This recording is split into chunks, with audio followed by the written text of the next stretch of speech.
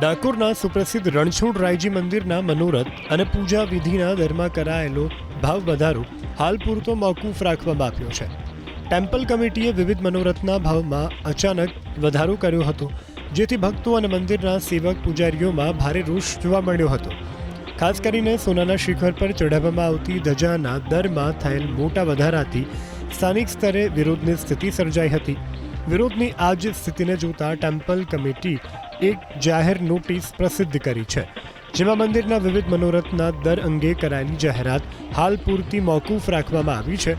સેવકોની રજૂઆત સાંભળવા માટે ટેમ્પલ કમિટીએ 15 મેના રોજ એક બેઠકનું આયોજન કર્યું છે, જેમાં ટ્રસ્ટી અને અન્ય હોદ્દેદારો સેવક આગેવાનો સાથે રૂબરૂ ચર્ચા કરશે, જેમાં ભાવ વધારાના કારણે અને તેની સામેના વિરોધના મુદ્દાઓ પર વિગતવાર વાતચીત કરીને સર્વસંમતિ સાથેનો અંતિમ નિર્ણય લેવાશે.